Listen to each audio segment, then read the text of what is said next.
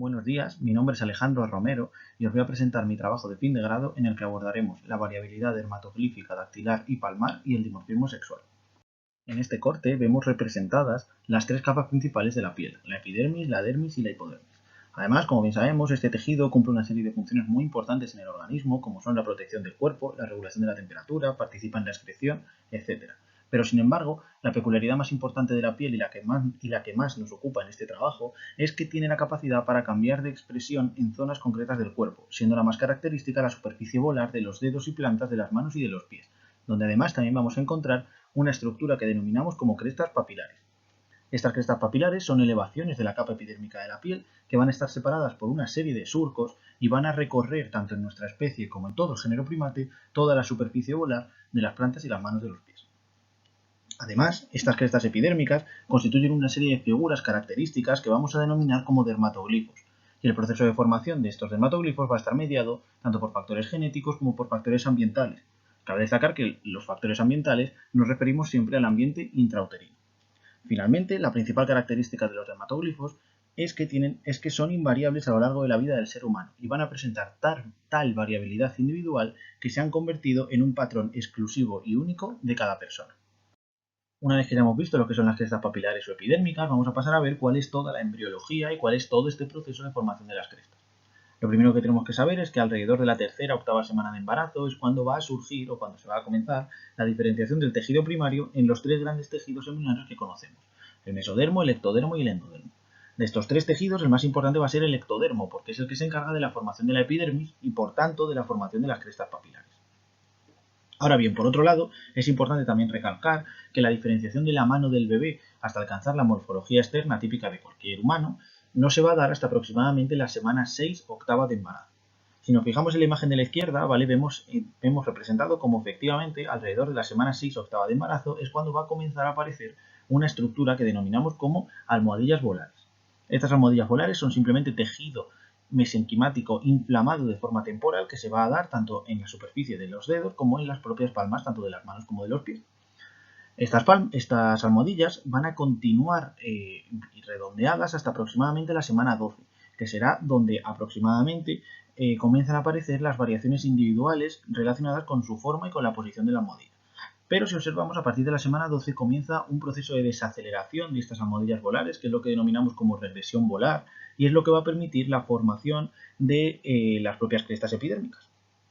Entonces, aunque vemos que la regresión volar más o menos termina sobre la semana 14, donde ya la almohadilla volar está prácticamente desaparecida, no será hasta la semana 16 donde comiencen a aparecer los puntos característicos de las impresiones dactilares y palmares y que van a ser la base tanto para el estudio como para la identificación dactiloscópica.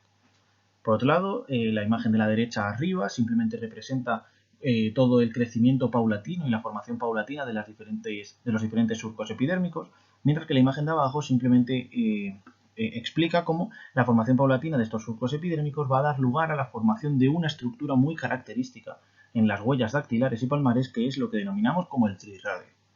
Si nos centramos en el origen del estudio de las diferentes características de las huellas dactilares, tenemos que remontarnos a 1892, con la obra Fingerprints de Francis Galton. Francis Galton fue uno de los primeros científicos que abordó un método de clasificación de las impresiones dactilares y que ha sido posteriormente muy utilizado en las ciencias forenses. Por otro lado, en el lado derecho vemos la portada de una de las obras más importantes de Harold Cumming, Fingerprints, Palm and Soles, y Harold Cummings es considerado como el padre de los dermatoglifos porque fue el que acuñó este término, y además también propuso diferentes modelos de estudio de los patrones característicos en las palmas y en las manos y que han servido durante años para el análisis de las diferentes huellas. Una vez llegados a este punto, vamos a abordar qué implicación tiene el estudio de los dermatoglifos en nuestra sociedad actual. En primer lugar, como ya sabemos, gracias al carácter exclusivo del patrón de dermatoglifo en cada persona, las huellas digitales han servido como un medio de individualización y como la herramienta forense quizá más utilizada para la identificación de cada ser humano. Por ello, tanto las ciencias forenses como la policía en general han aplicado el estudio de los dermatoglifos durante más de un siglo, ya que se considera que es el rasgo biométrico más acertado para poder establecer la identidad de un individuo. Por otro lado, los dermatoglifos también han tenido su aplicación en la clínica, ya que han servido como un indicador de desarrollo fetal anómalo, sobre todo durante la etapa crítica de embarazo. Y por ello, diferentes características dermatoglíficas anómalas se suelen asociar con ciertas anomalías cromosómicas. Uno de los ejemplos es la enfermedad de Huntington y otro es el síndrome de Down, donde vemos representado como el pliegue palmar único de las palmas de las manos de los niños es uno de los indicadores dermatoglíficos más utilizados para la detección de este síndrome. Finalmente, y es la aplicación que más nos interesa en este estudio, es que desde un enfoque bioantropológico los dermatoglifos son muy importantes para abordar el estudio de la variabilidad interpoblacional y la caracterización de diferentes poblaciones humanas, teniendo siempre en cuenta que existen diferencias inferidas por el sexo en las características más importantes, tanto de las impresiones palmares como de las impresiones digitales. Por todo ello, el objetivo de ese trabajo ha consistido en estudiar en una subpoblación madrileña la variación tanto de las huellas dactilares de la última falange, las huellas dactilares de los dedos, donde hemos estudiado el tipo de figura, el número de trirradios y la densidad de crestas, así como en las impresiones palmares, donde hemos abordado el estudio del recuento de densidad de crestas AB, el ángulo ATD y la terminación de las líneas principales de la mano. Todo ello para tipificar y analizar el dimorfismo sexual existente y las posibles relaciones entre los eventos tanto palmares como los eventos digitales. Para llevar a cabo todos estos análisis se ha utilizado una muestra poblacional de 41 personas, 18 hombres y 23 mujeres. Esta muestra poblacional es muy lejana a la prevista inicialmente antes de la pandemia por el COVID, que se trataba de 100 personas, 50 hombres y 50 mujeres. A todas estas personas se les ha recogido muestras de las impresiones dactilares y palmares de sus 10 dedos y de sus 2 palmas, de tal manera que hemos conformado una base de datos de 410 huellas dactilares y 82 palmas. Para la recogida de las muestras se utilizó polvo de grafito y papel adhesivo transparente por una sola cara, de tal manera que pudimos plasmar cada una de las huellas en el papel adhesivo para luego posteriormente analizarla en una ficha de trabajo previamente definida. En cuanto a la metodología seguida para el análisis de cada una de las características, en el caso de las huellas dactilares, como podemos observar en la imagen de la derecha, hemos dividido cada una de las huellas en 3 grandes sectores de estudio. Estos 3 sectores de estudio son cuadrados de 5 milímetros de lado, en los cuales nos han permitido medir la densidad de crestas que cortan a la diagonal de cada uno de esos cuadrados. Además, una vez que ya conocíamos la densidad de crestas, hemos podido estudiar la anchura de cada una de estas crestas, conociendo la densidad y la distancia total de la diagonal, que es exactamente de 7,07 milímetros. Por otro lado, en estas impresiones digitales también hemos estudiado el tipo de figura principal para cada dedo. Para ello hemos determinado 4 grandes tipos de figura principal, que hemos denominado como arco, presilla radial, presilla ulnar y torbellino. Si observamos la imagen de la izquierda, podemos observar cuál es el modelo para cada una de estas figuras. Cabe destacar cuál es la diferencia principal entre la presilla radial y la presilla ulnar. Esta diferencia radica fundamentalmente en la posición del trirradio. Si el trirradio, que lo hemos marcado en la figura de la izquierda, se encuentra localizado en posición radial de la falange distal, las crestas fluirán hacia la dirección ulnar, de tal manera que estaríamos hablando de presilla ulnar. Por el contrario, si el trirradio se encuentra localizado en posición ulnar de la falange distal, las crestas fluirán hacia posición radial, de tal manera que estaremos hablando de presilla radial. Finalmente, hemos abordado también el estudio de las diferentes características de la palma de la mano. Para ello, lo primero que tenemos que entender es que la mano presenta 4 grandes tipos de trirradios que se encuentran localizados en la base de los dedos. Estos trirradios los hemos denominado como A, B, C y D. Y finalmente, existe un quinto trirradio localizado en posición axial que denominamos como trirradio T. Lo primero que hemos estudiado es la variación en el ángulo formado entre el trirradio A, trirradio T y trirradio D. En segundo lugar, también hemos abordado el estudio de la densidad de crestas que van a cortar a la línea que va a unir al trirradio A y al trirradio B. Y finalmente, hemos estudiado y calculado un índice de transversalidad para los surcos palmares que denominamos como índice MLI. Este índice va a determinar si la alineación de los surcos palmares es más o menos vertical. Para ello, se ha proporcionado un valor numérico a la zona de la mano donde termina la línea principal que va a partir únicamente de los trirradios A y del trirradio A y del trirradio D, de tal manera que la suma de las dos líneas principales, de las terminaciones de las dos líneas principales de estos trirradios, va a dar lugar a un valor numérico total. Ese valor numérico total, cuanto más alto sea, mayor será la horizontalidad de los surcos palmares. Tras la metodología, vamos a pasar a ver los resultados obtenidos en el presente trabajo. En primer lugar, si atendemos a la densidad de crestas por dedo y sector, en esta gráfica podemos observar cómo para los sectores distales, radial y ulnar, no encontramos ningún tipo de diferencia significativa en la densidad de crestas entre hombres y mujeres, pero sin embargo, si nos centramos en el sector proximal, aunque de forma también no significativa, pero sí que encontramos una cierta tendencia a mayores densidades de crestas en mujeres. Estos resultados concuerdan parcialmente con el resto de estudios en el que se han llevado a cabo análisis de densidades de cresta tanto para población americana como para población europea y asiática. Por otro lado, si atendemos ahora al número de crestas que vamos a encontrar en cada uno de los sectores, vemos como tanto el sector radial como el sector ulnar presentan un número de crestas básicamente igual, en torno a 17,5 crestas para cada uno de los dedos, pero sin embargo el sector proximal sí que presenta un número de crestas o un conteo de crestas bastante menor a los otros dos sectores. Esto, de nuevo, vuelve a ir en concordancia con estudios realizados por otros autores como Gutiérrez Redomero en población argentina y en población española.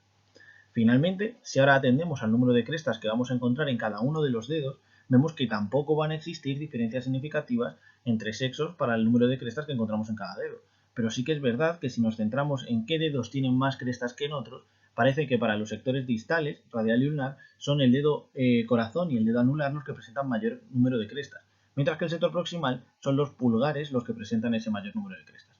Si estos resultados los relacionamos en esta ocasión con la anchura de crestas, podríamos decir que al menos para los sectores distales, el dedo corazón y el dedo anular presentan las crestas más finas de toda la mano, mientras que para el sector proximal, o al menos para el sector proximal, los dedos pulgares serían los que presentan las crestas más anchas. Por su parte, al realizar el estudio de la anchura de crestas específica para cada uno de los dedos, se comprobó que aunque de nuevo no tenemos diferencias estadísticamente significativas que nos permitan decir que la anchura es mayor en un sexo que en otro, sí que se mantiene la cierta tendencia que ya habíamos visto 2 diapositivas atrás, en el que las mujeres, habíamos visto la tendencia en el sector proximal, en el que las mujeres presentaban una densidad de crestas superior, lo que se traduce en una anchura de crestas más fina. Y esto es precisamente lo que vemos en esta gráfica, donde hay una tendencia del sexo masculino a una mayor anchura de crestas. Esto va en sintonía con lo que se ha obtenido en el resto de estudios realizados en poblaciones tanto europea como sudamericana. Tras el análisis de la densidad y de la anchura de las crestas, vamos a abordar ahora el tipo de figura para cada uno de los dedos. Al mirar este gráfico es claramente notable que se ha obtenido una alta frecuencia de las presillas ulnares para todos los dedos y para todos los sectores en ambos sexos, seguidos del torbellino como la figura más frecuente. Ahora bien, como rasgo más diferencial, si nos centramos en el dedo índice de la mano derecha, que lo tenemos señalado como D2, vemos cómo son los torbellinos el patrón de figura más frecuente. Y si miramos los dedos índices en general, tanto de la mano derecha como de la mano izquierda, podemos ver que es el dedo que presenta mayor variabilidad con respecto al resto de dedos, ya que en los otros dos tipos de figura que no hemos nombrado, arco y presilla radial, alcanzan su máximo en estos dedos índices. Esto confirma al dedo índice como el máximo de variabilidad tanto para la mano derecha como para la mano izquierda. Y estos resultados, además, máximo de variabilidad en el dedo índice y una mayor predominancia de las presillas ulnares, se refrendan con los estudios realizados tanto en población argentina como en población española, llevado a cabo por otros autores como Rivaldería o Gutiérrez Redomero. Finalmente, se ha analizado el posible dimorfismo sexual en la aparición del tipo de figura, pero como nos muestra este gráfico, la frecuencia de aparición de la figura principal no es o no parece ser un rasgo distintivo entre ambos sexos, ya que no encontramos diferencias significativas en el sexo masculino con respecto al femenino. Estos resultados vuelven a ir de la mano de lo que ya se había obtenido en los estudios anteriormente nombrados. Finalmente, dejando atrás las impresiones digitales, hemos abordado el análisis de las impresiones palmares. En primer lugar, encontramos el ángulo ATD, que es considerado como uno de los indicadores de anomalías cromosómicas más comúnmente utilizado en la clínica para la detección de patologías como la enfermedad de Huntington, que ya hemos nombrado, o incluso la lepra y la epilepsia. En el presente trabajo no se han encontrado diferencias significativas entre ambos sexos para cada mano, ya que la media, tanto de ambas manos como entre hombres y mujeres, oscila en torno a 41 grados. Sin embargo, en el análisis de densidad de crestas AB sí que hemos obtenido un conteo de crestas mucho mayor en hombres que en mujeres, como podemos observar en el gráfico. Esta diferencia de 5 crestas entre ambos sexos sugeriría que los hombres van a presentar una anchura de crestas menor que las mujeres, pero en nuestro caso no podemos asumir dicha afirmación, ya que la metodología seguida no aplica un área de conteo definida para todas las impresiones palmares, sino que se va a basar únicamente en la distancia entre el trisradio A y el trisradio B. Por ello, en otros trabajos donde sí que se han utilizado varias áreas definidas de conteo, los resultados obtenidos van en la misma línea que con las impresiones digitales, es decir, vamos a tener mayor densidad de crestas en mujeres y por tanto crestas más finas. Sin embargo, por otro lado, sí que se han encontrado otros estudios que determinan que la densidad de crestas AB es ligeramente superior en hombres que en mujeres, asemejándose mucho más con los resultados obtenidos en este trabajo. Ya para terminar, se ha analizado el índice MLI por mano y sexo. El estudio de este índice sobre el curso de las líneas principales palmares va a permitir el estudio del grado de transversalidad de la cresta palmar a partir de las terminaciones de las líneas principales de la mano. Los resultados que hemos obtenido en este trabajo arrojan que no existen diferencias significativas entre ambos sexos y que la media del índice para cada mano va a definir una transversalidad media, es decir, ni las crestas son muy horizontales ni son muy verticales. Estos resultados concuerdan con los que ya había obtenido Pons en 1959, donde se definía que las diferencias entre sexos en este rasgo son prácticamente mínimas y fundamentalmente producto del azar. Por tanto, el presente estudio muestra unas diferencias mínimas de los caracteres digitales y palmares entre ambos sexos. A pesar de todo, los resultados sí que muestran tendencias claras de dimorfismo sexual en algunas características. Somos conscientes de que una de las debilidades del presente estudio es el no haberse logrado la consecución del N muestral, Pero en conclusión, este estudio supone un acercamiento al análisis de los principales caracteres, aporta datos sobre la zona palmar que habían sido poco abordados y deja entrever que los dermatoglifos pueden ser muy importantes para abordar el estudio de la variabilidad poblacional.